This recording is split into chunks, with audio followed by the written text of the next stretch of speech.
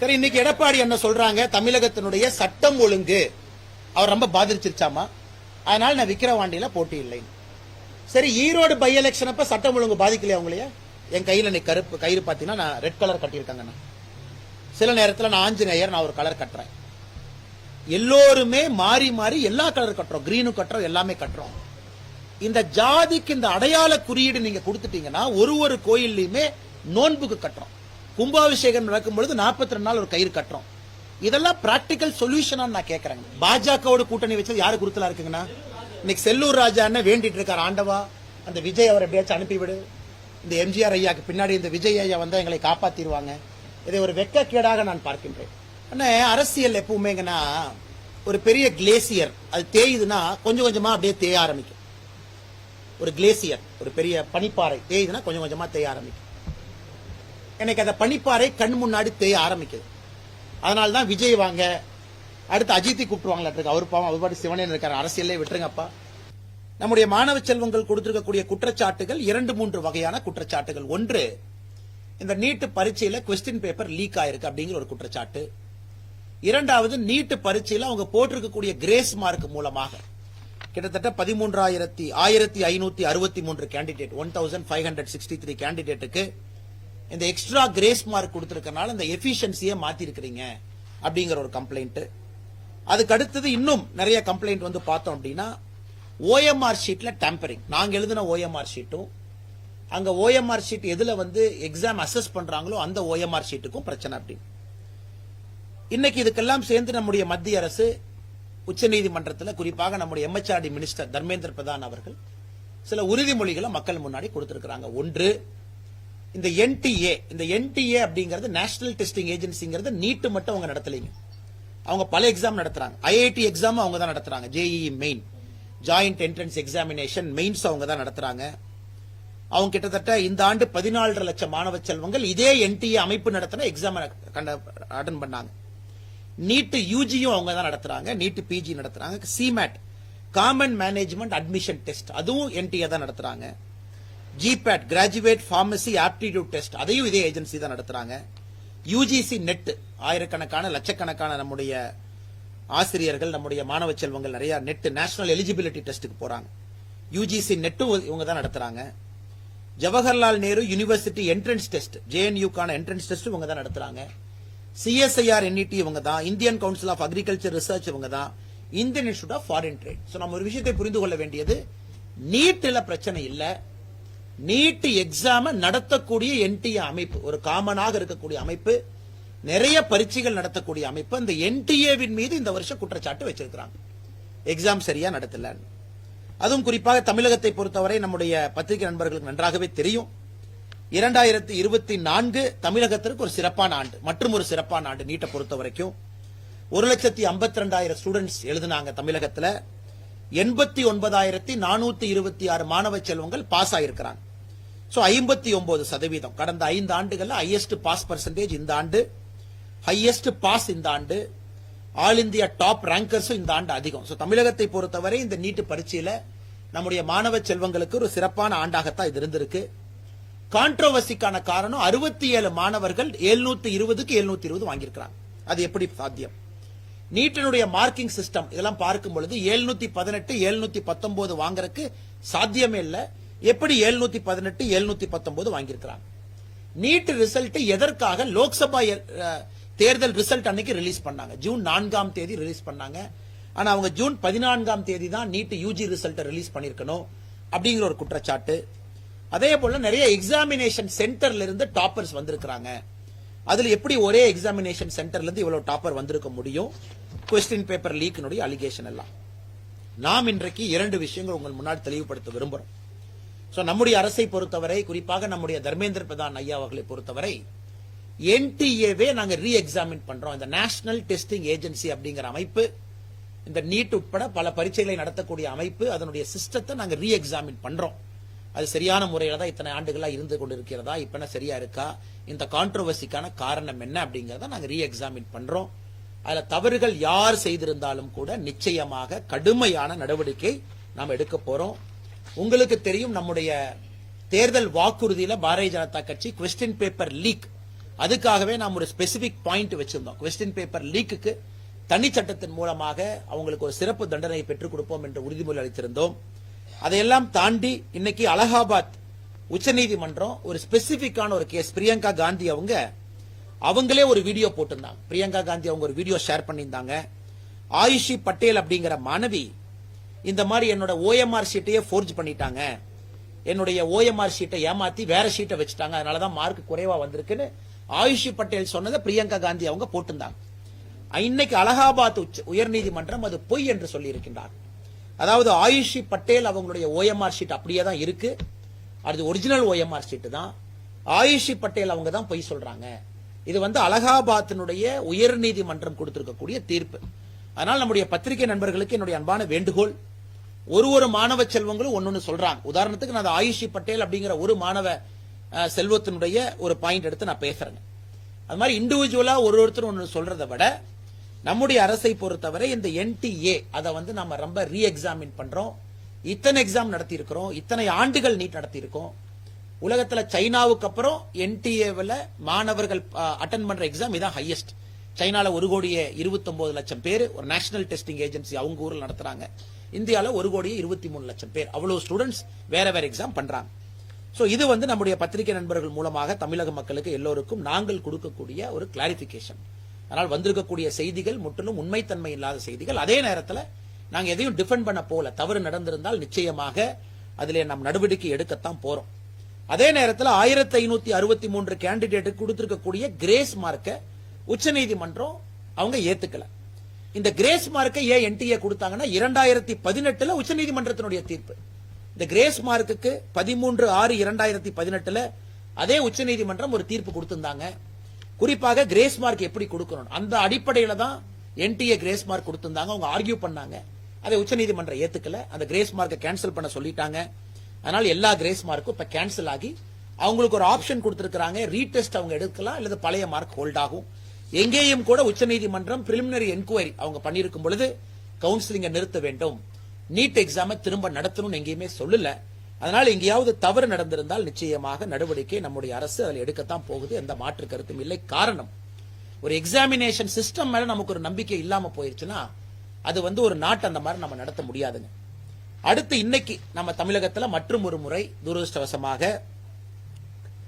ஹூச் கள்ளச்சாராயம் அதை அருந்தி இன்னைக்கும் இறப்ப நாம பாக்கிறோம், மறுபடியும் இறப்பு பாக்கிறோம் தமிழகத்தில். இதற்கு முன்பு நடந்த பொழுது 22 நம்முடைய சொந்தங்கள் 22 பேர் போன ஆண்டு இறந்த பொழுது மரக்காணத்துல செங்கல்பட்டுல. அப்ப திமுக என்ன சொன்னாங்க, இல்ல இது இத்தனை ஆண்டுகள் கழிச்சு நடக்குது, 18 ஆண்டுகள் 20 ஆண்டுகள் கழிச்சு நடக்குது, எப்பவாச்சும் நடக்கும் தானே, இதை வச்சுல அரசியல் பண்றீங்க, நாங்க ஆக்ஷன் எடுக்கிறோம் அப்படின்னு. அப்பவே நாங்க ஜிஞ்சி மஸ்தான் அவர்களுக்கும் மருவூர் ராஜா அவர்களுக்கும் இருக்கக்கூடிய தொடர்பை பத்தி எல்லாம் நம்ம பேச ஆரம்பிச்சு, அதன் பிறகு மருவூர் ராஜாவின் மீது குண்டா ஆக்ட் போட்டதெல்லாம் நமக்கு தெரியும். ஆனா இன்னைக்கு மறுபடியும் கள்ளக்குறிச்சியில 5 பேர் மறுபடியும் இறந்திருக்காங்கன்னா நம்ம ஒரு விஷயத்தை புரிந்து கொள்ள வேண்டும். இவங்க இறந்திருக்கிறவங்களை மட்டும் இன்னைக்கு மீடியால பாக்குறோம். ஆனா கள்ளச்சாராயம் என்பது தமிழகத்துல பொதுவாக எல்லா இடத்திலும் வர ஆரம்பித்து விட்டது. கள்ளச்சாராயத்தினுடைய புழக்கமே அதிகமா இருக்கு. தமிழ்நாட்டினுடைய அமைச்சர் பேர் டாஸ்மார்க் நம்ம வைக்கவே இல்லைங்க, டாஸ்மார்க் அமைச்சரே வைக்கல. அமைச்சர் பேரே நம்ம ப்ரொஹிபிஷன் மினிஸ்டர் தான் வச்சிருக்கோம். தமிழ்நாட்டினுடைய அமைச்சரே இன்னைக்கு இருக்கக்கூடிய அமைச்சர் முத்துசாமி அவர்கள், அவருடைய பொறுப்பே ப்ரொஹிபிஷன் மினிஸ்டர். அவருடைய முதல் வேலை இந்த ப்ரொஹிபிஷனை கொண்டு வரணும், குறிப்பாக கள்ளச்சாராயத்தை ஒழிக்கணும். அதுக்காக செப்பரேட்டா இருக்கக்கூடிய போலீஸ் விங்க அவர் ஆக்டிவேட் பண்ணணும். ஆனா இன்னைக்கு கண்டினியூஸாக 2 ஆண்டுகள் இது நடக்க ஆரம்பித்திருக்கிறது, பெரிய அளவு நடக்க ஆரம்பித்திருக்கு. அதனால் எங்களுடைய குறைந்தபட்ச எதிர்பார்ப்பு, மக்களுடைய எதிர்பார்ப்பும் கூட இந்த ப்ரொஹிபிஷன் மினிஸ்டராக இருக்கக்கூடிய முத்துசாமி அவர்கள் உடனடியாக பதவி விலகும். காரணம், அவருடைய பணி அவர் செய்யல. ஒர்க், அவருடைய பணி அவர் செய்திருக்கணும். முதலமைச்சர் பொறுப்பேற்கணும். மறுபடியும் அடுத்த வருஷம் மறுபடியும் 10 பேர், மறுபடியும் இன்னொரு ஊரு, இந்த கதை தொடர்கதையாக இருக்கக்கூடாது. ரெக்லெஸா டாஸ்மார்க்கினுடைய வளர்ச்சிக்கு எந்த அளவுக்கு திராவிட முன்னேற்ற கழகத்தினுடைய அரசு டாஸ்மார்க்கினுடைய வளர்ச்சி தன்னுடைய வளர்ச்சியாக வேலை பார்க்கிறாங்களோ, அப்படி இருக்கும் பொழுது எதற்காக இந்த கள்ளச்சாராயத்தை தடுப்பதற்காக இந்த அரசு எதற்காக எந்த நடவடிக்கை எடுக்காம இருக்கிறார்? இது ஒரு பக்கம் இருக்கும் பொழுது, இன்னொரு பக்கம் மணல் கடத்தக்கூடிய கும்பல் அரசு அதிகாரிகள் மீது நடத்தக்கூடிய தாக்குதல். இப்பதான் நம்ம பார்த்தோம், புதுக்கோட்டையில 15/6/2024 இலுப்பூர்ல தாசில்தார் தேவநாயகி அவங்க அசிஸ்டன்ட் மேல மறுபடியும் ஒரு கொலைவெறி தாக்குதல்.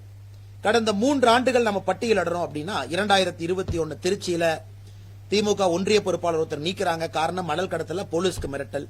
8/6/2022 திருவையாறுல 24 மணி நேரம் இதே பிரச்சனை. 26/4/2023 தூத்துக்குடியில மணல் கொள்ளை குறித்து புகார் கொடுத்ததால் அலுவலகத்தில் புகுந்து விஏஓ வெட்டி கொலை. 24/9/2023 ஓமலூர்ல விஏஓயை கொலை செய்ய முயற்சி. 28/5/2023 மணல் கொள்ளையை தடுத்த வருவாய் ஆய்வாளர் மீது தாக்குதல்.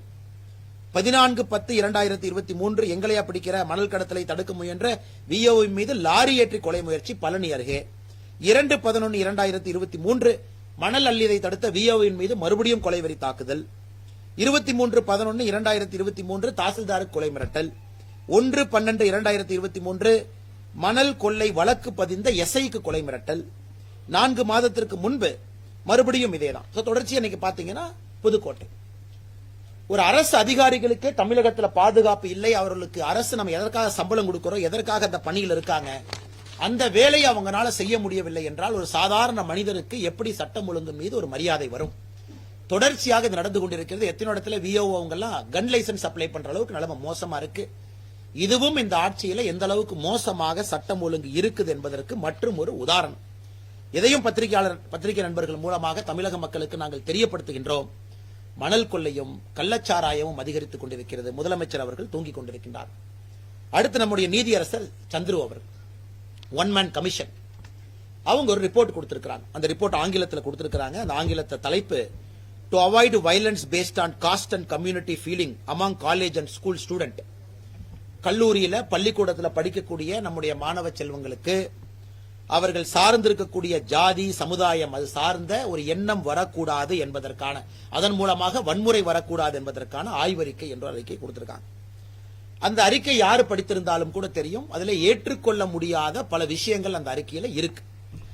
பாரதிய ஜனதா கட்சியை பொறுத்தவரை எதை நாங்கள் ஏற்றுக்கொள்ளவில்லை, அந்த ஆய்வறிக்கையில எங்கே எல்லாம் எங்களுக்கு மாறுபட்ட கருத்து இருக்கு. முதல் கருத்து, பள்ளிக்கூடத்தில் ஜாதி இருக்கணுமா? கண்டிப்பா இருக்கக்கூடாது. ஜாதிக்காக வன்முறை இருக்கணுமா? கண்டிப்பா இருக்கக்கூடாது.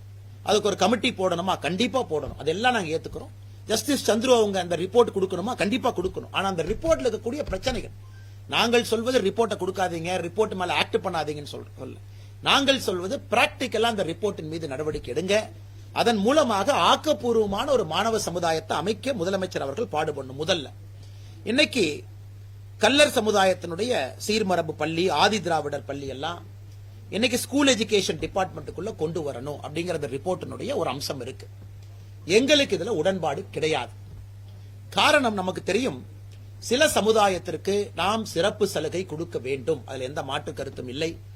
இன்னும் நீண்ட காலங்களுக்கு சிறப்பு சலுகை இருக்கணும். அந்த கம்யூனிட்டியினுடைய அந்த காஸ்டினுடைய ஒரு ஸ்பெசிபிக்கா அவங்களுக்கு இருக்கக்கூடிய பேக்வர்ட்னஸை எடுக்கிறதுக்கு நம்ம பண்ணணும். அதை ஸ்கூல் எஜுகேஷன் டிபார்ட்மெண்ட்ல கொண்டு வந்து ஒரு காமனாலிட்டியை கொண்டு வரும் பொழுது நிச்சயமாக அந்த சமுதாயத்தினுடைய முன்னேற்றம் பாதிக்கும். ஜாதி தன்மை வரக்கூடாது, ஜாதி அடையாளம் வரக்கூடாது என்றால் அதற்கு வேறு விதத்தில் பாடுபடணுமோ தவிர பள்ளிக்கூடத்தை கொண்டு வந்து ஜெனரல் எஜுகேஷன்ல இணைக்க கூடாது. அதே போல இரண்டாவது, அந்த ஆய்வறிக்கையில சொல்லியிருக்கிறாங்க, அந்த பள்ளிக்கூடம் இருக்கக்கூடிய பகுதியில இருக்கக்கூடிய டாமினன்ட் காஸ்ட், அதாவது ஆதிக்க சமுதாயம் அங்க அந்த பள்ளிக்கூடத்தினுடைய ஆசிரியராக வரக்கூடாது என்கின்ற ஒரு கருத்தை ஆய்வறிக்கையில ஜஸ்டிஸ் சந்துரு அவங்க வச்சிருக்காங்க. எங்களுக்கு இதுல உடன்பாடு கிடையாது. அதாவது ஒரு டீச்சரை நாம ரெக்ரூட் பண்ணும்போது இனி காஸ்ட்டை பார்த்து ரெக்ரூட் பண்ண ஆரம்பிச்சு இனி காஸ்ட்டை பார்த்து போஸ்டிங் போடுவோமா? ஓ நீங்க இந்த காஸ்ட், நீங்க சவுத்துல இல்ல, நீங்க நார்த்துக்கு போங்க, நீங்க வெஸ்ட்டுக்கு போங்கன்னா ஒரு டீச்சரை காஸ்ட் பார்த்து போஸ்டிங் போட ஆரம்பிக்கிறோம். ஜாதியை பார்த்து ஒரு டீச்சரை ஒரு பள்ளிக்கூடத்துல போஸ்டிங் போட ஆரம்பிக்கிறோம். இது எப்படி நாங்க, அதாவது மாணவ செல்வங்களுக்கு இருக்கக்கூடிய பிரச்சனைகளை அங்க தடுக்கணுமோ தவிர இருக்கக்கூடிய ஆசிரியரை நான் டாமினன்ட் காஸ்ட், அதாவது ஆதிக்க சமுதாயம் இல்லாத ஒரு சமுதாயத்திலிருந்து ஆசிரியரை போட்டு நான் சரி பண்றேன் அப்படிங்கிற நினைக்கக்கூடிய கருத்து யாரும் கூட ஏற்றுக்கொள்ள மாட்டார்கள். அடுத்து சீட்டிங் அரேஞ்ச்மெண்ட், ஒரு பள்ளிக்கூடத்தில் ஆல்பபெட்டிக்கல் ஆர்டர்ல வைக்கணும். 7 ஆரம்பிச்சு Z வரைக்கும் அப்படியே அவங்க உட்கார்ந்துட்டு வரணும். இது உலகத்துல எங்கேயுமே அதை பண்ண மாட்டாங்க. 7 ஆரம்பிச்சு Z வரைக்கும், உதாரணத்துக்கு என் பேர் அண்ணாமலை ஏ, நான் 180 சென்டிமீட்டர் இருக்கேன். என்னை கொண்டே முதல் பெஞ்சில் உட்கார வச்சா கடைசி பெஞ்சில் உங்களுக்கு எப்படி தெரியும்? இத்தனை காலமா என்னை கடைசி பெஞ்சில் தான் உட்கார வச்சிருக்காங்க, காரணம் ஹைட்டா இருக்கேன். அப்படி கடைசி பெஞ்சில் உட்கார்ந்தா தான் முன்னாடி இருக்கு உங்களுக்கு தெரியும். இவ்வளவு பிராக்டிக்கல் ப்ராப்ளம் இதுல வரும். ஆல்பபேட்டுக்கும் காஸ்டுக்கும் என்ன சம்பந்தம்? காஸ்ட் வைஸ் ஒரு ஸ்டூடெண்ட்ஸ் உட்கார்றாங்க, அதை தடுப்பதற்கு எத்தனையோ வழிமுறைகள் இருக்கு. ஆசிரியர்களுக்கு கண்டிக்கிறதுக்கு அதிகாரம் கொடுக்கணும், இன்ஸ்பெக்ஷன் கரெக்டா பண்ணணும், ஸ்டூடெண்ட்ஸ் இருந்தா தப்பு பண்ணா சஸ்பெண்ட் பண்ணுங்க, பிடிஏ மீட்டிங்க ரெகுலரா நடத்துங்க, மாசத்துக்கு ஒரு முறை நடத்தவில்லை என்றால் ஆசிரியர் மீது நடவடிக்கை எடுங்க. இதெல்லாம் ஒரு சிஸ்டம் தவிர ஆல்பபெட்டிக்கல் ஆர்டர்ல உட்கார்ந்தா காஸ்ட் போயிடும் அப்படிங்கிற ஒரு விஞ்ஞானபூர்வமான ஒரு விஷயத்தை ஜஸ்டிஸ் சந்துரு அவர்கள் சொல்லி இருக்கக்கூடிய முயற்சியும் கூட நிச்சயமாக அது பலிக்காது. அதையும் நாங்க ஏற்க போவது கிடையாது. அடுத்து நம்முடைய அரசியலமைப்பு சட்டம், பள்ளிக்கூடத்துல டிஸ்பிளே, ஒரு கயிறு, ஒரு திருநூறு, ஒரு ருத்ராட்சம் அல்லது ஒரு ஹிஜாப் அல்லது ஒரு கிறிஸ்தவ சமுதாயத்தை சார்ந்த ஒரு சிலுவை இருக்கக்கூடிய ஒரு டாலர் இருக்கக்கூடிய செயின், இதை எந்த அளவுக்கு ஒரு பொது வெளியில பயன்படுத்தலாம், எந்த அளவுக்கு பள்ளிக்கூடத்தில் பயன்படுத்தலாம், இது நீண்ட நாட்களாக நம்ம சமுதாயத்துக்குள்ள நாமளே நம்ம கேட்கக்கூடிய கேள்வி. ஒரு ஸ்டேட்ல பயன்படுத்தக்கூடாது, ஒரு ஸ்டேட்ல எல்லாம் பயன்படுத்தலாம். ஆனா இன்னைக்கு ஜஸ்டிஸ் சந்துரு அவர்களுடைய அறிக்கை பாத்தீங்கன்னா இதை மறுபடியும் இதை ஆரம்பிச்சிருக்கிறாங்க இந்த பிரச்சனையை. குறிப்பாக ஒரு சேக்ரெட் த்ரெட், அதாவது இந்த ஜாதி என்றால் இந்த அடையாளம், அவங்க இந்த கலர் போட்டுந்தாவே இந்த ஜாதி தான். ஏதோ கோயில்ல எத்தனையோ கயிறு கட்டுறாங்க, இதுக்கு அது ஒரு முடிவா? கட்டக்கூடாது. விபூதியிலிருந்து குங்குமம்ல இருந்து பிரச்சனைகள் அந்த ரிப்போர்ட்ல இருக்கு.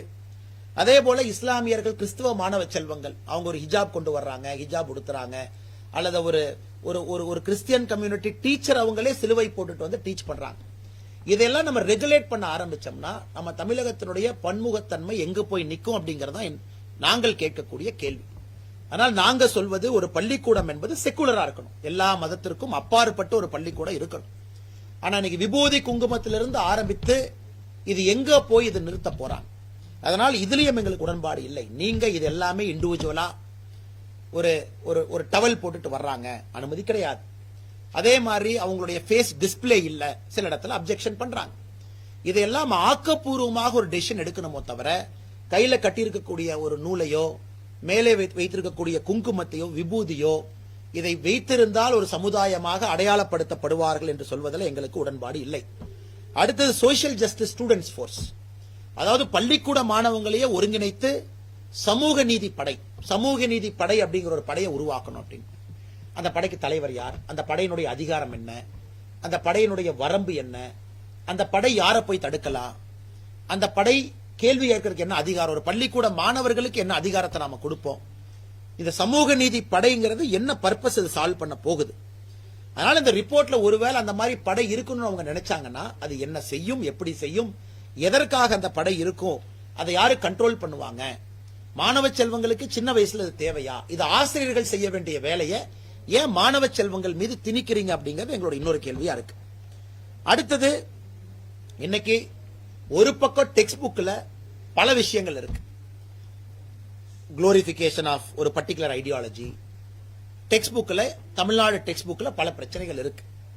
இன்னைக்கு சாஃப்ரனைசேஷன் ஆஃப் எஜுகேஷன் அப்படிங்கிற ஒரு வார்த்தையை நாம பயன்படுத்துறோம் அப்படின்னா அது நீதியரசர் சந்துரு அவர்களுடைய ஷார்ட் சைட்டட்னஸ் தான் அது காட்டுது.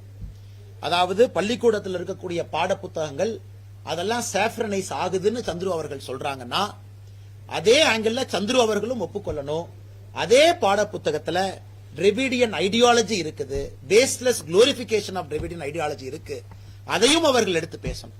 அதனால் ஒரு சார்பாக பேசுவது நிச்சயமாக இதை ஏற்றுக்கொள்ள முடியாது. அதே போல எலெக்ஷன் நடத்தணும். உங்களுக்கு தெரியும் James Michael Lyngdoh, JM Lyngdoh, அந்த கமிட்டி ரிப்போர்ட் உச்சநீதிமன்றத்தில் குறிப்பாக கல்லூரிகளில் எந்த அளவுக்கு எலெக்ஷன் நடத்தணும் அப்படிங்கறத ரொம்ப கிடுக்குப்படி உச்சநீதிமன்றம் போட்டிருக்காங்க. இன்னைக்கு சந்துரு அவர்கள் ஸ்கூல்ல எலெக்ஷன் நடத்தணும். இப்ப ஜாதியை ஒழிக்கிறன்னு நீங்க எலெக்ஷன் நடத்துறீங்க, நடக்கக்கூடிய தமிழ்நாட்டில் சாதாரண எலெக்ஷனே ஜாதியை வச்சுதான் இருக்கு. என் முதலமைச்சர், எந்த முதலமைச்சர் அந்த ரிப்போர்ட்டை கையில வாங்கினாரோ அவரே எஸ்சி பொது தொகுதியில எஸ்சி அவங்களை தான் நிக்க வைக்கிறாரு, பொது தொகுதியில இன்னொரு பொது கேண்டிடேட் நிக்க வைக்கிறாங்க. முதலமைச்சர் அவர்களுக்கு எஸ்சி ரிசர்வ் தொகுதியில ஒரு பொது வேட்பாளர் நிக்க வைக்கிறதுக்கு முதலமைச்சர் அவர்களுக்கு இன்னும் தைரியம் வரல. அந்த முதலமைச்சர்கிட்ட சந்துரு அவர்கள் ரிப்போர்ட்டை கொடுத்து காலேஜ் ஸ்கூல் ஸ்டூடெண்ட்ஸ் கிட்ட எலெக்ஷன் நடத்தினா ஜாதி காணாம போயிரும் சொல்றது என்னை பொறுத்தவரை, எங்களை பொறுத்தவரை ஏற்றுக்கொள்ள முடியாது. ஸ்கூல்ல நீங்க எலெக்ஷன் நடத்த ஆரம்பிச்சா ஜாதி அரசியல் ஸ்கூலுக்குள்ள எட்டி பார்க்க ஆரம்பிக்கும். அதனால இந்த ரிப்போர்ட் தேவையா? கண்டிப்பா தேவை. நாங்க கண்டிப்பா ரிப்போர்ட் வேணும்னு ஒத்துக்கிறோம். பள்ளிக்கூடத்துக்குள்ள ஜாதி இருக்கக்கூடாது, நாங்க தெளிவா இருக்கோம். ஜாதி வன்முறைகள் நடக்கக்கூடாது. ஆனால் இதில் சொல்லி இருக்கக்கூடிய கருத்துக்களை பின்பற்றினோம்னா இன்னைக்கு விட இன்னும் 5 ஆண்டுகள் கழித்து அங்கே ஜாதி ஆதிக்கம் பள்ளிக்கூடத்தில் இன்னும் அதிகமாகத்தான் இருக்கும்.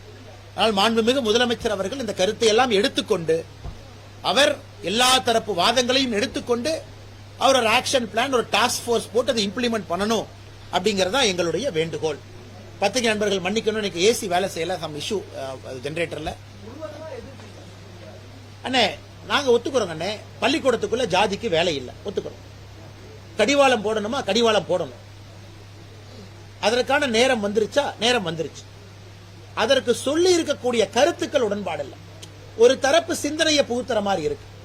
அதனால் முதலமைச்சர் அவர்கள் அந்த ரிப்போர்ட் அப்படியே டோட்டோ நான் எடுத்துக்குவேன், அது அப்படியே நாங்க இம்ப்ளிமெண்ட் பண்ணோம்னா இன்னைக்கு நன்றிங்க, இன்னைக்கு இருக்கும் வரை இருக்கிறத விட இன்னும் அதிகமான பிரச்சனைகளை தான் நீதியரசர் சந்துரு அவர்களுடைய அந்த ஆய்வறிக்கை இன்னும் அதிகமாகத்தான் உருவாக்கும் என்பது எங்களுடைய கருத்து.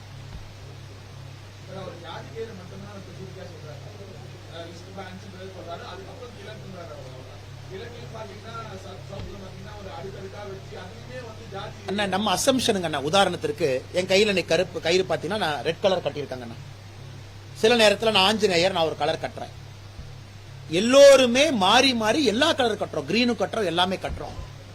இந்த ஜாதிக்கு இந்த அடையாள குறியீடு நீங்க கொடுத்துட்டீங்கன்னா ஒரு கோயில்லையுமே நோன்புக்கு கட்டுறோம், கும்பாபிஷேகம் நடக்கும் பொழுது 42 நாள் ஒரு கயிறு கட்டுறோம். இதெல்லாம் பிராக்டிக்கல் சொல்யூஷனா நான் கேட்கறேங்கண்ணா. இது ஸ்கூலை தாண்டி வீட்டுக்குள்ள வர ஆரம்பிக்கும். அந்த கயிறு இந்த ஜாதி தான் அப்படின்னு அடையாளப்படுத்துவது எங்கிருந்து ஆரம்பிக்குதுன்னு கேட்கிறேன். நீங்க ஸ்ட்ரிக்டா இருங்க, பேரண்ட்ஸ் வர்றாங்க சஸ்பெண்ட் பண்ணுங்க, அந்த குழந்தைய 1 வருஷம் சேர்த்துக்காதீங்க. அருவாள் எடுத்துட்டு வந்து வெட்டுறாங்க, சீர்திருத்த பள்ளிக்கு அனுப்புங்க. வயசாயிருச்சு, ஆக்ஷன் எடுங்க. பள்ளிக்கூடத்தினுடைய தலைமை ஆசிரியர் மீது நோட்டீஸ் எடுங்க. குரூப்பிசமோ அங்க வந்துச்சுன்னா ஆசிரியர் செய்ய வேண்டிய வேலையெல்லாம் நீங்க மாணவ செல்வங்கள் மீது திரிச்சீங்கன்னா 12 வயசு 13 வயசு 7 வயசு என்ன மெச்சூரிட்டி இருக்குங்கண்ணா? ஐபிசிலேயே சொல்றோம் 8 வயசு வரைக்கும் குற்றமே பண்ண முடியாது. ஒரு குழந்தை குற்றம் செய்தாலும் ஐபிசியை பொறுத்தவரை குற்றவாளி இல்ல. 8ல இருந்து 12 வரைக்கும் குற்றம் செஞ்சாங்கன்னா ஆராய்ஞ்சு தான் செக்ஷன் போடணும். 12ல இருந்து 18 ஒரு டிஃபரெண்ட் ஆக்ட் இருக்கு. அப்படி இருக்கும் பொழுது இதுக்கெல்லாம் ஒரு சொல்யூஷன் கயிறுல இருந்து ஆரம்பிச்சா எங்க போய் நிக்குங்கண்ணா? அதான் எங்களுடைய கேள்வி. வேண்டும், தடுக்கணும். அது ஒரு பிராட் பேஸ்டா இருக்கணுமோ தவிர ஸ்பெசிபிக்கா எலெக்ஷன். ஏன்னா இந்த எலெக்ஷன்லயே ஜாதி அரசியல், பூத்துக்கு ஜாதி அரசியல் பண்றாங்க. நீங்க பள்ளிக்கூடத்தில் எலெக்ஷன் நடந்தா அவங்க அப்பா அம்மா சும்மா இருப்பாங்களா? அவங்க கேன்வாஸ் பண்ணுவாங்க. இன்னைக்கு சுப்ரீம் கோர்ட்டே எலெக்ஷன் நடத்த வேண்டாம் ஜேஎம் லிங்கோ ரிப்போர்ட்ல சொல்லும் பொழுது பள்ளிக்கூடத்தில் எலெக்ஷன் நடத்தணும் ஜஸ்டிஸ் சந்துரு அவர்கள் சொல்றாங்க. இது எந்த அளவுக்கு சாத்தியம் என்றுதான் நான் கேள்வி கேட்கிறோம். ஜாதி வராதான பள்ளிக்கூடத்துல? கண்டிப்பா வருங்க. ஆனா கோர் கமிட்டி தேர்தல் முடிந்த பிறகு 2-3 கோர் கமிட்டி நடந்திருக்குங்கண்ணா. ஆன்லைன்ல நடந்திருக்கு. இன்னைக்கு தான் முழுமையாக கிட்டத்தட்ட ஒரு 6 மணி நேரம் ரிவ்யூ மெக்கானிசம், 39 தொகுதியை ரிவ்யூ பண்றதுக்கு ஒரு வாய்ப்பு. நம்முடைய அகில இந்திய தலைவர்கள் வந்திருந்தாங்க. எலெக்ஷன் பெர்ஃபார்மன்ஸ், 39 தொகுதியினுடைய பெர்ஃபார்மன்ஸ், வாக்கு சதவீதம் எப்படி இருக்கு, பாசிட்டிவ்ஸ் மைனஸ், கம்ப்ளைண்ட்ஸ், சில தலைவர்கள் எலெக்ஷன்ல வேலை செய்யல, வேலை செஞ்சாங்க, அது மாதிரி எல்லாமே கலந்து பேசுவதற்கான ஒரு வாய்ப்பு. அதனால இந்த கோர் கமிட்டி ரொம்ப நீண்ட ஒரு கோர் கமிட்டி. நம்ம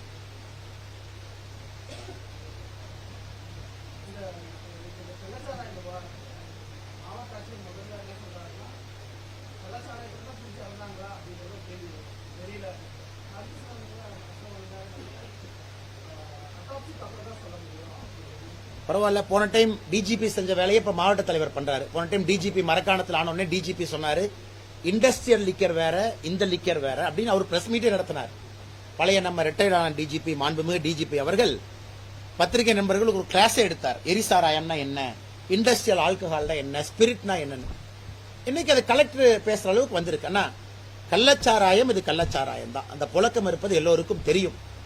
அதனால இன்னைக்கு சாக்கு போக்கு சொல்லாம முதலமைச்சர் அவர்கள் நாளைக்கு ஒரு ரிப்போர்ட்டை கொடுத்து நாங்க எத்தனை சல்லசாரத்தை கைப்பற்றணும், எவ்வளவு அண்டாவை கைப்பற்றணும், எத்தனை குண்டாவை கைப்பற்றணும் ஒரு 4 அறிக்கை கொடுப்பாங்க. அதெல்லாம் பிரயோஜனம் இல்லைங்கண்ணா. புரோஹிபிஷன் மினிஸ்டர்னு வச்சுக்கிட்டு ஒரு வேலை டாஸ்மார்க்கு மட்டும் பாத்துக்கணும்னா அது எப்படிங்கண்ணா புரோஹிபிஷன் மினிஸ்டர்? அதனால முதலமைச்சர் சொன்னா ஆமாம் நாங்கள் பொறுப்பேற்றுக் கொள்கின்றோம். 2 முறை நடந்திருக்கு. நான் பொறுப்பேற்றுக்கிறேன். அமைச்சர் அவங்க பதவி விலகுவாங்க. நாங்க பொறுப்பேற்றுக்கிறோம், தார்மீக அடிப்படையில் பொறுப்பேற்றுக்கிறோம். ஒரு 10 லட்சம் ரூபாய் பணம் கொடுத்தா வந்துருமாங்கண்ணா.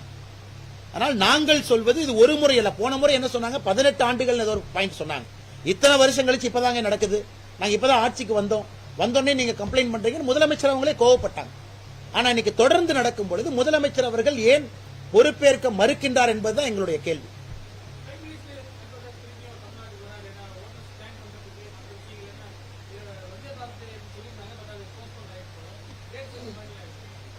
அண்ணா சாரிங்க அண்ணா, உங்க கேள்வி பிரைம் மினிஸ்டர் ஏன் போஸ்ட்போன் ஆயிடுச்சுன்னு கேக்குறீங்களா? எப்ப வர்றாங்க? ஓகே அண்ணா, பிரைம் மினிஸ்டர் வருவார்கள் என்கின்ற அடிப்படையில் ரயில்வே மினிஸ்ட்ரி சில ஆரம்ப வேலைகள் ஆரம்பிச்சாங்க. குறிப்பா வந்தே பாரத், அது வந்து ரயில்வே டிபார்ட்மெண்ட்டுக்கு மட்டும் வரலீங்கன்னா, பிரதமர் அவர்கள் வருவதாக இவர்கள் சொன்னது கிட்டத்தட்ட 31 ப்ராஜெக்ட், அப்ராக்சிமேட்டா 31 ப்ராஜெக்ட்டுக்கு மேல அவங்க பேசிக்கிட்டாங்க. இன்னைக்கு அவங்க என்ன சொல்லியிருக்காங்கன்னா, அதெல்லாம் சில வேலைகள் முடியணும், பிரைம் மினிஸ்டர் உங்களுக்கு வேற ஏதோ ஒரு வேலை எனக்கு இருக்கு, அதனால் கூடிய விரைவில் ஒரு புதிய டேட்டா அறிவிக்கிறோம்னு சொல்லியிருக்காங்க. இதான் ரயில்வேல இருந்து சொல்லியிருக்கக்கூடிய கருத்து. அதை தாண்டி எங்ககிட்ட பொதுப்படையான எந்த கருத்து இல்லைங்கன்னா, அதே நேரத்தில் பிரைம் மினிஸ்டர் வர வேண்டிய நேரம் கூட காலையிலயா சாயந்தரமா அதுவும் கூட ஒரு சின்ன இடர்பாடு இருந்துச்சு. அதையெல்லாம் சரி பண்ணிட்டு ஒரு புதிய டேட் கொடுப்பாங்கன்னு நாங்க நம்புறோம். அதை தாண்டி எங்களுக்கு புதுசா எதுவும் தெரியாதுங்க.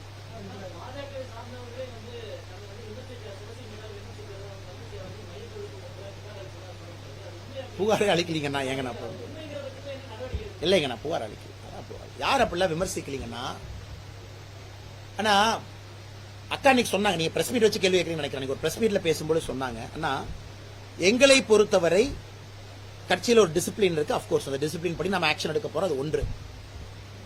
இன்னைக்கு சமூக வலைதளம் என்பது ரொம்ப பெருசு. என்னை பத்தி நீங்களும் கிரிட்டிசைஸ் பண்ணலாம், ஒரு ரைட் விங் சிம்பத்தைசரும் கிரிட்டிசைஸ் பண்ணலாம், ஒரு பாரதிய ஜனதா கட்சி தொண்டனும் கிரிட்டிசைஸ் பண்ணலாம். அது ஒரு மாநில தலைவராக எனக்கு அது ஓகே. ஆனா அது எல்லை மீறி போகும் பொழுது எல்லாத்துக்கும் பிரச்சனை. ஆனால் தமிழிசைக்கா அது போன்ற புகார் எதுவும் எங்கிட்ட சொல்லல, எப்பவுமே சொல்லல, தொலைபேசியில சொல்ல, இன்னைக்கு சொல்லல. அப்படி வரம்பு மீறி ஏதாச்சும் போச்சுன்னா நாங்களும் பார்த்து கொண்டிருக்கின்றோம். கட்சியை சார்ந்தவர்களாக இருந்தால் நடவடிக்கைகளுக்கு உரிமை இருக்கு. இன்னைக்கு கட்சியை தாண்டி இந்த ஈகோ சிஸ்டம் ரொம்ப பெருசா இருக்கு. அமெரிக்காவில் இருக்கிறாங்க, துபாயில் இருக்கிறாங்க, எல்லா ஊர்ல இருக்கிறாங்க, சிம்பத்தைசரா இருக்கிறாங்க. உங்களுக்கு மோடிஜியை பிடிக்கும், வேறு தலைவரை பிடிக்கும் அப்படிங்கறத அவங்க கிட்ட நம்ம அட்வைஸ் பண்ண முடியும். சில இடத்துல அதையும் நாங்கள் செய்து கொண்டிருக்கின்றோம். ஆனா ஒரு தலைவர்களுடைய கருத்துக்கு உங்களுக்கு ஏற்புடையது இல்லை என்றால் அதை பொதுவெளியிலே குற்றம் சாட்டுவது அநாகரிகம் என்பது என்னுடைய கருத்து. அதாவது நம்முடைய ஈகோ சிஸ்டம்ல இருந்தா அது வேறு விதத்துல சொல்லலாம்.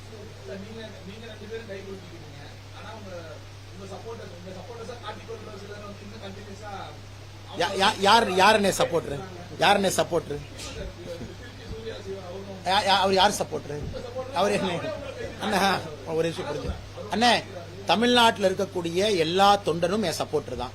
KP ராமலிங்கன சப்போர்டர் தான், கருப்பு முருகானந்தன சப்போர்டர் தான், மோடிஜி சப்போர்டர் தான். எல்லோரும் என்னுடைய குழந்தைகள், எல்லாரும் என் சப்போர்டர் தான். இப்ப நீங்க அண்ணா இந்த தொண்டை உங்க சப்போர்ட் இல்லையா, அவங்களே சப்போர்டர். அதனால சில பேர் என் சப்போர்டர்னு சொல்றாங்க, சில பேர் என் சப்போர்டர்னு சொல்ல, அதுக்காக இவங்க தான் உங்க சப்போர்ட், எல்லோரும் எங்க சப்போர்டர் தான். அதனால என்னை பொறுத்தவரை பாரதிய ஜனதா கட்சியில இவங்க சப்போர்டர் அவங்க சப்போர்டர்லாம் ஒண்ணு கிடையாது. அது காங்கிரஸ் கட்சி இல்லைங்கண்ணா. பொறுத்திருந்து பாருங்கண்ணா, புகார் வந்திருக்கு, பொறுத்திருந்து பாருங்க. சொல்லியிருக்காங்க, புகார் கொடுத்திருக்காங்க, பொறுத்திருந்து பாருங்க. அப்படி யாராவது ஒரு தலைவருடைய கிரிட்டிசிசம் என்பது அந்த எல்லை மீறி போகும் பொழுது நிச்சயமா நடவடிக்கை எடுப்போம். பொறுத்திருந்து பாருங்க, நாளைக்கு வரைக்கும் பொறுத்திருந்து பாருங்க. ஒரு நாளைக்கு வரைக்கும் பொறுத்திருந்து பாருங்க. நாங்க ஏதாச்சும் ஒரு நடவடிக்கை எடுத்தா நீங்க கேள்வி கேட்டா நான் பதில் சொல்லுவேன். நீங்க நடவடிக்கை ஏன் எடுத்தீங்கன்னு பொறுத்திருந்து பாருங்க, பொறுத்திருந்து பாருங்க. ஆனா அவங்கள கம்ப்ளைண்ட் கொடுக்கல, தமிழிசையா கொடுக்கல, சூமோட்டோவா நாங்களே சில கம்ப்ளைண்ட் எடுத்திருக்கோம். ஒரு மாநில தலைவர் என்கின்ற முறையில நானே சில கம்ப்ளைண்ட் எடுத்திருக்கேன். இந்த தலைவர்களை பத்தி ஏன் அப்படி பேசுனீங்க, அந்த தலைவரை ஏன் கிரிட்டிசைஸ் பண்ணீங்க, ஏன் இந்த தலைவரை பத்தி இந்த கருத்து சொன்னீங்க. குறிப்பா யூடியூப்ல செய்தி சேனல்ல பெருசா இருக்கிறதுல மாடரேஷன் அங்க இருக்கிறாங்க. அதனால அந்த கருத்துக்களை நானே சில இடத்துல கேட்டிருக்கேன். பொறுத்திருந்து பாருங்க, எல்லாத்தையும் எக்ஸ்பிளனேஷன் கேட்டிருக்கோம். சொல்லுங்கண்ணா.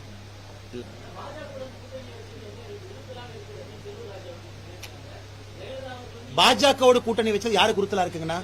இன்னைக்கு செல்லூர் ராஜா என்ன வேண்டிட்டு இருக்காரு, ஆண்டவா அந்த விஜய் அவரை எப்படியாச்சும் அனுப்பிவிடு, இந்த எம்ஜிஆர் ஐயாக்கு பின்னாடி இந்த விஜய் ஐயா வந்தா எங்களை காப்பாத்திடுவாங்க. இதை ஒரு வெட்கக்கேடாக நான் பார்க்கின்றேன்.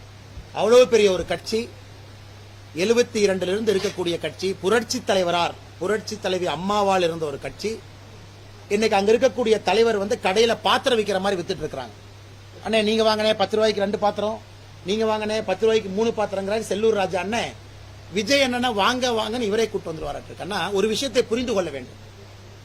அனைத்து இந்திய அண்ணா திராவிட முன்னேற்ற கழகம் என்பது ஒரு சித்தாந்தம் சார்ந்த கட்சி. சித்தாந்தத்தை அவங்க வைக்கிறாங்க. பாரதிய ஜனதா கட்சி என்பது ஒரு சித்தாந்தம் சார்ந்த கட்சி. நாளைக்கு விஜய் அவங்க வர்றாங்கன்னா அவர் ஒரு சித்தாந்தத்தை கொண்டு வர போறாங்க. நாம் தமிழர் சீமான் அவர்கள் அவர் ஒரு சித்தாந்தத்தை வச்சிருக்காங்க.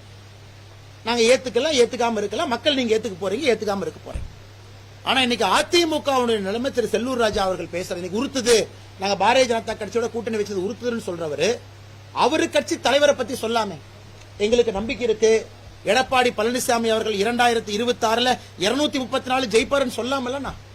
ஒரு விஜய் வந்து எங்களை காப்பாற்றுவார்னு பேசும்பொழுது அவருக்கு அவர்களுடைய தலைவரின் மீது நம்பிக்கை இழந்ததாகத்தான் நான் பார்க்கிறேன்.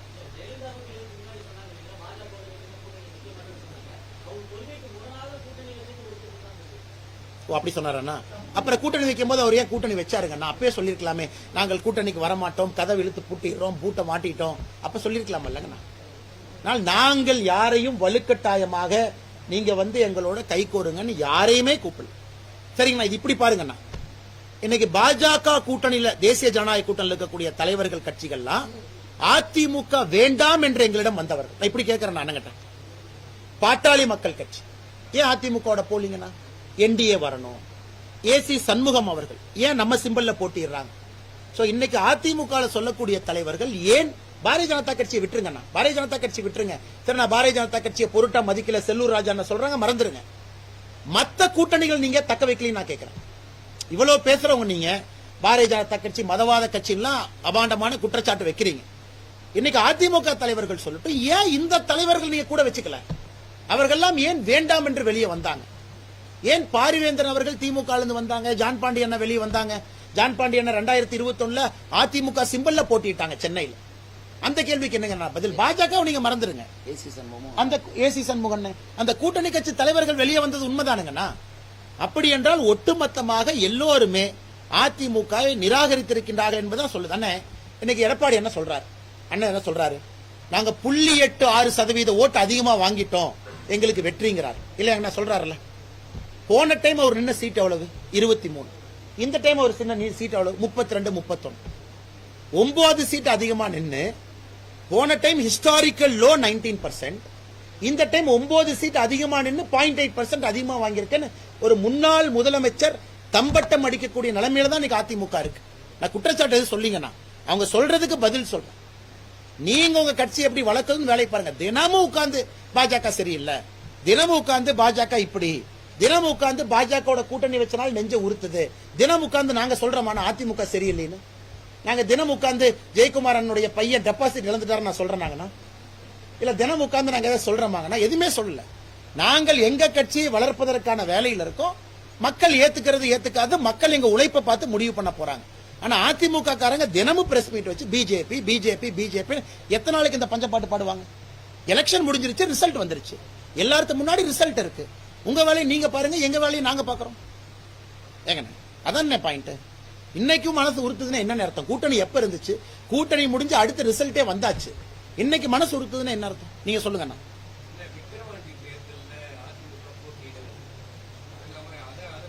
சரி, இன்னைக்கு எடப்பாடி என்ன சொல்றாங்க? தமிழகத்தினுடைய சட்டம் ஒழுங்கு அவர் ரொம்ப பாதிச்சிருச்சாமா, அதனால நான் விக்கிரவாண்டியில போட்டி இல்லை. சரி, ஈரோடு பை எலெக்ஷன் அப்ப சட்டம் ஒழுங்கு பாதிக்கலையா உங்களையா? ஈரோடு பை எலெக்ஷன் அப்ப சட்டம் ஒழுங்கு இன்னும் மோசமா இருந்துச்சு. அன்னைக்கு எடப்பாடி பழனிசாமி என்ன இல்ல, திமுக வந்த பிறகு சட்டம் ஒழுங்கு மோசமா இருக்கு, நான் ஈரோடு பை எலெக்ஷன்ல போட்டி இல்லைன்னு சொன்னா அவர் சொன்ன கருத்துல நியாயம் இருக்கு.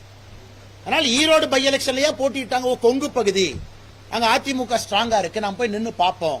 அன்னைக்கு 60,000 ஓட்டு மார்ஜின் லாஸ். ஆனால் சொல்லி இருக்கக்கூடிய கருத்து ஏற்புடையதில்லை. அதுக்கு மேல அவங்க கட்சிக்கு விட்டதுங்கண்ணா. நிக்கிறது நிக்காது அதிமுக அவங்க இஷ்டம், அதை பத்தி குறை சொல்றதுக்கு எனக்கு எது ரைட்ஸ் கிடையாது. பட் சொல்லி இருக்கக்கூடிய கருத்தை மக்கள் ஏத்துக்குவாங்கன்னு அவர் நினைச்சா மக்கள் இங்க அறிவாளிகள். அப்ப ஈரோடு பை எலெக்ஷனுக்கு இது பொருந்தாதா? விக்கிரவாண்டி மட்டும்தான் சட்டம் ஒழுங்கா அப்படி? ஆனால் எங்களை பொறுத்தவரை நாங்கள் இதை ஒரு ஜனநாயக கடமையாக பார்க்கின்றோம். ஒரு பை எலெக்ஷன்ல மக்களுக்கு சாய்ஸ் கொடுக்கணும். ஒரு விக்கிரவாண்டி சட்டம் ஒழுங்குக்கும் விக்கிரவாண்டிக்கும் என்ன சம்பந்தங்க? ஒரு கேண்டிடேட் நிக்கிறாங்க, இன்னொரு கேண்டிடேட், மக்கள் 3 கேண்டிடேட்டை பார்த்து ஓட்டு போடுறாங்க. இது பை எலெக்ஷனுடைய தன்மை. மக்களுக்கு ஓட்டிங் சாய்ஸ் கொடுக்கிறோம். தோக்கிறது ஜெயிக்கிறது ரெண்டாவதுங்க. அதனால் நான் அதிமுக விக்கிரவாண்டி தேர்தலை புறக்கணித்திருப்பது அவர்கள் சொன்ன கருத்தை மக்கள் ஏற்றுக்கொள்ளவில்லை என்பதைத்தான் நான் பிரதிபலிக்கிறேன்.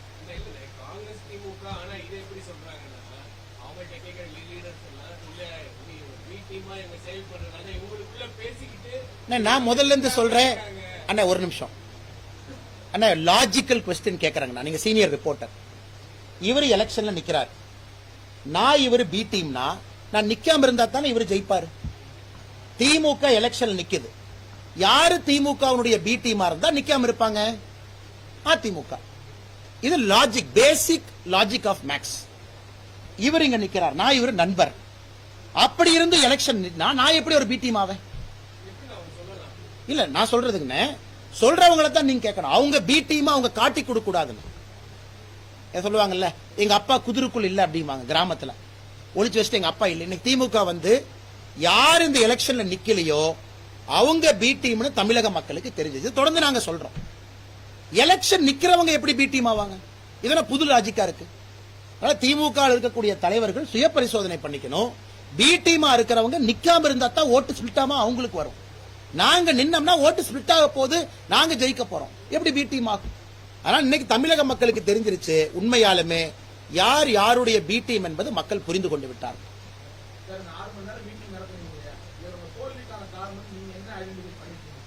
வெற்றிக்கான காரணத்தை நிறைய பார்த்தோம்னா, 96 இருந்து எலெக்ஷனை ட்ராக் பண்ணீங்கன்னா முதலாக பாரதிய ஜனதா கட்சி டபுள் டிஜிட் ஓட் ஷேர்ல இருக்கும். Double digit vote share.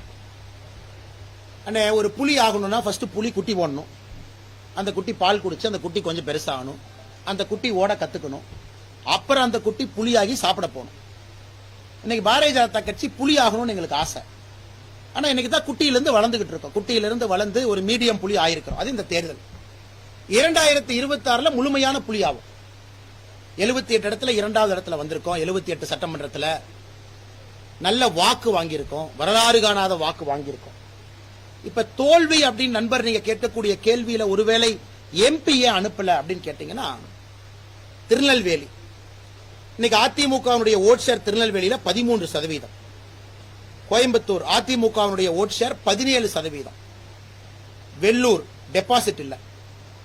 So எதெல்லாம் முக்கியமான தொகுதிகளோ அங்கெல்லாம் அனைத்து இந்திய அண்ணா திராவிட முன்னேற்ற கழகத்தினுடைய வாக்கு சதவீதம் 18% வரை குறைவு. டெபாசிட்ட ஜஸ்ட் வாங்கியிருக்காங்க, அங்க இருக்கிறாங்க, அது தெரிஞ்சிடும். சோ எந்த அளவுக்கு இன்னைக்கு முக்கியமான சில தொகுதிகள்ல சில கட்சிகள் அன்கோ போட்டுருக்காங்க. தொடர்ந்து நான் சொல்றேன், இந்த குற்றச்சாட்டு இன்னைக்கு நான் வைக்கலீங்க, நான் 3 மாசமா சொல்றது. எங்களுடைய சேலஞ்ச் அதையும் தாண்டி நாங்க ஜெயிக்கணும். இல்ல 4 லட்சம் ஓட்டு வாங்கினா போதும், அவங்க 2.5 லட்சம் வாங்குவாங்க, இவங்க 3 லட்சம் வாங்குவாங்கன்னு இருந்ததெல்லாம் மாறி ஒரு நல்ல தொகுதியில பாரதிய ஜனதா கட்சி ஜெயிக்க வேண்டும் என்றால் 5 லட்சம் ஓட்டு வேண்டும் என்ற இந்த தேர்தல் எங்களுக்கு பாடத்தை சொல்லிக் கொடுத்திருக்கு. இல்ல அதிமுக 20% எடுப்பாங்க, திமுக இருப்பாங்க, நீங்க ஜெயிங்க அப்படிங்கிற எங்களுக்கு கிடைத்திருக்கக்கூடிய பாடம். வலிமையான தொகுதிகளில் பாரதிய ஜனதா கட்சி ஜெயிக்க போகுதுன்னா அங்கே 3வது கட்சி முதல் கட்சிக்கு விட்டு கொடுக்கும் என்பது இந்த தேர்தலில் வெட்ட வெளிச்சமாயிருக்கு. நாங்க கம்ப்ளைண்ட் பண்ணலீங்கன்னா அது எங்க பிரச்சனை. நாங்க 4.5 லட்சம் ஓட்டு எப்படி 5.5 லட்சம் ஓட்டுன்னு மாத்தணும், அது எங்களுக்கு கிடைத்திருக்கக்கூடிய முதல் பாடம். இரண்டாவது, முதலாக பாரதிய ஜனதா கட்சி இவ்வளவு இடத்துல நிக்குது. 7 இடத்துல நின்றுக்கோம், 5 இடத்துல நின்றுக்கோம், 6 இடத்துல நின்றுக்கோம். முதலா 23 இடத்துல 23 × 6 அசம்பிளி போட்டீங்கன்னா 138 அசம்பிளி தொகுதியில பாரதிய ஜனதா கட்சி சிம்பல், மிச்ச இடத்துல கூட்டணி கட்சி. கட்சிக்கு புதுசு, இவ்வளவு இடத்துல நின்றுக்கும். எலெக்ஷன் மேனேஜ்மெண்ட் எப்படி பண்றது? இப்ப திமுக அதிமுக பாத்தீங்கன்னா எலெக்ஷனை மேனேஜ் பண்றதுக்கு ஒரு இடத்துல 2000-3000 பேர் இருக்காங்க, எங்கிட்ட 1000 பேர் தான் இருக்கிறாங்க. எலெக்ஷனை மேனேஜ் பண்ற 2000 பேருக்கு எப்படி உருவாக்குறது? இரண்டாவது பாடம். மூன்றாவது, இன்னும் நம்முடைய வேட்பாளர்கள் கடுமையா வேலை செய்யணும், மக்கள்கிட்ட போகணும். அதனால நாங்க இன்னைக்கு நன்றி அறிவிப்பு கூட்டத்தை ஆரம்பிக்க போறோங்கண்ணா. இந்த 2-3 நாட்கள்ல நான் உட்பட எல்லோருமே எங்க தொகுதிக்கு போய் மக்கள்கிட்ட நன்றி சொல்ல போறோம். எல்லா இடத்துக்கும் போறோம். நாங்கள் நன்றி 2 பேர்த்திட்ட சொல்ல போறோம். ஓட்டு போட்டவங்களுக்கு நன்றி, ஓட்டு போடாதவங்களுக்கு சொல்ல போறோம். நாங்கள் இன்னும் கடுமையா உழைக்கிறோம், அடுத்த முறை எங்களுக்கு வாய்ப்பு கொடுங்க. நீங்க ஓட்டு போடாத ஏத்துக்கிறோம், எங்கிட்ட ஏதோ ஒரு குறை இருக்கு, மேபி எங்களுக்கு நீங்க வேண்டாம்னு நினைச்சிருக்கலாம், அதெல்லாம் நாங்க ஆமோதிக்கிறோம், ஏத்துக்கிறோம். அதை ஏத்துக்கிட்டு உங்ககிட்டயும் நாங்க வேண்டோம், உங்களுடைய அன்பை பெறுவதற்கு இன்னும் கடுமையா உழைப்போம், அடுத்த முறை நீங்களும் ஓட்டு போடுங்க. சோ நன்றி அறிவிப்பு கூட்டத்தை நாங்க ஏற்பாடு பண்ணிருக்கோம், எல்லா பக்கம் போவோம். இதான் எங்களுக்கு கிடைத்திருக்கக்கூடிய பாடங்கண்ணா.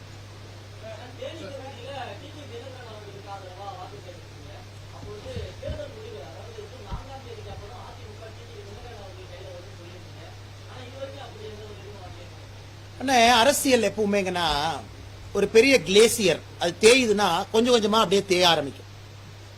ஒரு கிளேசியர், ஒரு பெரிய பனிப்பாறை தேயுதுன்னா கொஞ்சம் கொஞ்சமா தேய ஆரம்பிக்கும். எனக்கு அந்த பனிப்பாறை கண் முன்னாடி தேய ஆரம்பிக்குது. அதனால்தான் விஜய் வாங்க, அடுத்து அஜித்தை கூப்பிட்டுவாங்களா இருக்கு. அவர் பாவம் அவர் பாட்டு சிவனேன்னு இருக்காரு, அரசியலே விட்டுருங்கப்பா, நான் வந்து அமைதியான ஒரு வாழ்க்கையை வாழ்றேன், ரொம்ப நேர்மையான நாணயமான வாழ்க்கையை வாழ்றேன்னு நினைக்கக்கூடிய அஜித்தன்னா அடுத்து கூப்பிடுவாங்க, நீங்களும் வந்து ஒரு பக்கம் சேருங்க. அந்த நிலைமையில இன்னைக்கு அதிமுக இருக்கு. நான் சொல்வது நடக்கும், நீங்க பாருங்க. அதற்கான ஆரம்ப குறியீடுகள் அறிகுறிகளை நீங்க பார்க்க ஆரம்பிச்சிட்டீங்க. டிடிவி எண்ணம் போகக்கூடிய ரெஸ்பான்ஸை பாருங்க. இன்னொரு அம்மையார் அவர்கள் பிரஸ் ஸ்டேட்மெண்ட் கொடுத்திருக்கிறாங்க, அதையும் நீங்க பார்த்திருக்கிறீங்க. தேர்தலுக்கு பின்பு எதெல்லாம் நடக்கும் என்று நாங்கள் நினைத்தோமோ எல்லாம் நடக்க ஆரம்பிச்சு. கண்கூடாக உங்களுக்கு தெரிவதற்கு நாட்கள் ஆகும். நிச்சயமா நீங்கள் அதை பார்ப்பீங்க. அண்ணே அண்ணா, எங்களுக்கு அதுக்கு என்ன சம்பந்தம்? நான் ரீடு பண்றேங்க, நான் ரீடிங். நீங்க எஸ்டிபியோட அலையன்ஸ் வச்சீங்கன்னாவே ஏடிஎம்கே கேடர்ஸ் வெளியே வர ஆரம்பிச்சிருவாங்க. கிரவுண்ட்ல நாங்க பாக்குறோம். எஸ்டிபி அலையன்ஸ் வச்சீங்கன்னா வர ஏத்துக்க மாட்டாங்க. இஸ்லாமிய கட்சி வேற, ஃபண்டமெண்டலிஸ்ட் பார்ட்டி வேற, இஸ்லாமியர்கள் வேற, கிறிஸ்தவர்கள் வேற. இந்த புரிதல் இல்லாம எல்லாத்தையும் நான் வச்சுக்குவேன், என்டோர்ஸ் பண்ணுவேன், ஏத்துக்க மாட்டாங்க. பிஎஃப்ஐக்கும் இஸ்லாமிய சொந்தமுக்கும் டிஃபரன்ஸ் இருக்கு. ஒரு பிஎஃப்ஐக்கும் என்னோட இஸ்லாமிய நண்பருக்கும் அடிப்படை வேறுபாடு இருக்கு. ஒரு அரசியல் கட்சி ரெண்டு பேரும் ஒன்னு நினைச்சா பெரிய தப்பு பண்றாங்க. அதே போலதான் நான் இந்து குரூப்லயும் சொல்றேன். எக்ஸ்ட்ரீம் ரைட் விங்கருக்கும் எனக்கும் டிஃபரன்ஸ் இருக்கு. I am not an extreme right wing. Right விங்கிற வார்த்தையே தவறுங்க. ரைட் விங்னா இங்க ரைட் விங்னா அந்த காலத்துல பிரெஞ்சு பார்லிமெண்ட்ல ரைட் சைடுல உட்கார்ந்தவங்க ப்ரோகிரசிவ்ஸ் ரைட் விங் ஆயிடுச்சு. இப்ப யாரோ ஒருத்தர் சொல்றாங்க இது ஹிந்து நாடு, இது வந்து இங்க ஹிந்துக்கள் மட்டும்தான் இருக்கணும். நான் ஏத்துக்கொள்ள போறது கிடையாது. எனக்கு அவங்களுக்கு டிஃபரன்ஸ் இருக்கு. அவங்களையும் என்னை நீங்க ஒன்னா பார்த்தா எப்படிங்கன்னா, அதே போலதான் நீங்க பிஎஃப்ஐயும் ஒரு இஸ்லாமிய நண்பரையும் ஒன்னா பாக்குற மாதிரி தான் பாக்குறாங்க. அதனால இது எல்லாமே நடக்கக்கூடிய விஷயங்களை நீங்க பாக்குறீங்க. புதுசா சொல்றதுக்கு என்னென்ன இருக்கு? அது தவறுங்கண்ணே, அது தவறு.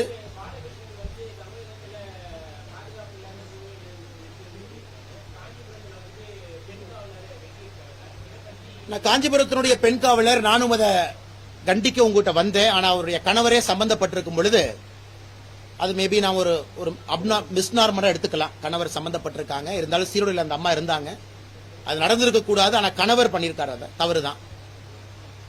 கம்யூனிஸ்ட் கட்சியினுடைய சித்தாந்தத்தின் மீது எங்களுக்கு ஏகப்பட்ட குற்றச்சாட்டு இருந்தாலும் 2 கலப்பு திருமணத்திற்காக வந்தாங்க. அவங்க போலீஸ் ஸ்டேஷனுக்கு ஒரு கம்யூனிஸ்ட்காரங்க போனாங்க. அதன் பிறகு தஞ்சம் புகுந்து ஒரு ஆபீஸ்குள்ள வந்தாங்க. அதன் பிறகு தாக்குதல் நடந்திருக்கு அப்படிங்கிறது எங்களுக்கும் ஏற்புடையது இல்லைங்கண்ணா. இதெல்லாமே காவல்துறை சரியா ஹேண்டில் பண்ணணும். ஒரு கலப்பு திருமணத்துல 18 வயசுக்கு மேல வர்றாங்கன்னா இல்ல எனக்கும் உங்களுக்கும் தனிப்பட்ட இது இல்லைங்கண்ணா. சட்டம் என்ன சொல்லுது? அவ்வளவுதான். 2 பேருக்கு விருப்பம் இருக்கு, கல்யாணம் பண்ணி வைங்க, அதான் சட்டம் சொல்லுது. இல்ல எனக்கு உங்களுக்கு இண்டிவிஜுவல் விருப்பே இல்ல. ஆனா காவல்துறை சில இடத்துல கொஞ்சம் கடினமான நடவடிக்கை எடுக்கணும். போலீஸ் ஸ்டேஷன் பஞ்சாயத்து மையமா, போலீஸ் ஸ்டேஷன்ல அரசியல், போலீஸ் ஸ்டேஷன்ல 2 தரப்பு கருத்தை ஒரு நாள் பேசும்போது இந்த மாதிரி பிரச்சனை நடக்குது. அதனால கட்சி அலுவலகத்தினுடைய தாக்குதல் என்பது ஏற்புடையது கிடையாது, அது நடந்திருக்க கூடாது. அது தமிழகத்தினுடைய சட்டம் ஒழுங்கா படம் பிடிச்சு காட்டுது.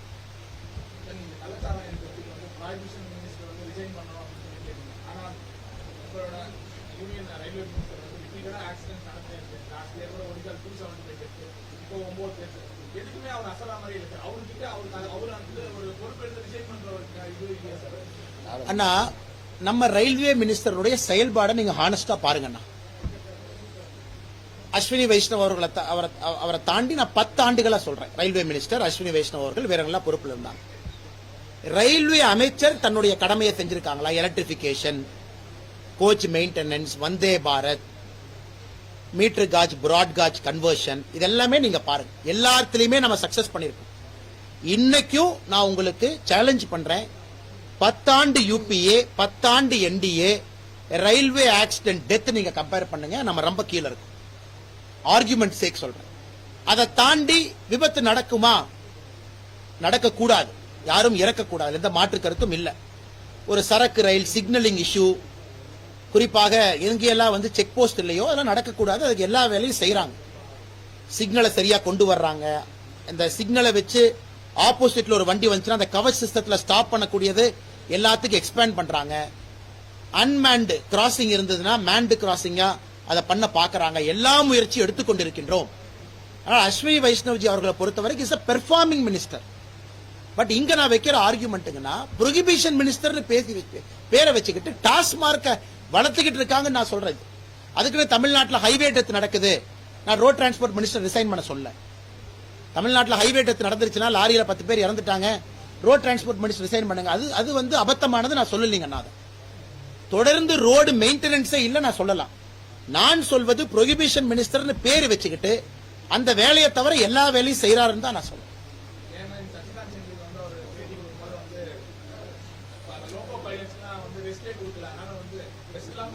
ஆனா நம்ம ஆய்வறிக்கை வராத பொழுது நாம் எப்படிங்க யூகம் கொடுக்கறது? அந்த ஒரு இன்வெஸ்டிகேஷனுக்கும் there is an accident committee report கொடுப்பாங்க. அதனால யூகத்தின் அடிப்படையில் இதனால தான் நடந்துச்சு. இந்த பர்டிகுலர் லோகோமோட்டிவ் பைலட் வந்து இவ்வளவு நாள் வேலை செஞ்சார், டேட்டா யாருக்கிட்ட இருக்கு? அதனால யூகத்தின் அடிப்படையில் நாம் பேச ஆரம்பிச்சா இதுக்கு எண்டே இல்லைங்க. நான் சொல்றது பெர் கேபிட்டா ஒரு வருஷத்துல எடுத்து பாருங்க, ரயில்வே ஆக்சிடென்ட்ல எவ்வளவு பேர் இறந்திருக்காங்க. நம்ம ஆட்சிக்கு வந்த பிறகு அது குறைஞ்சிருக்கா? 100% குறைஞ்சிருக்கு. சரிங்கண்ணா, எல்லாத்துக்கும் நன்றிங்கண்ணா.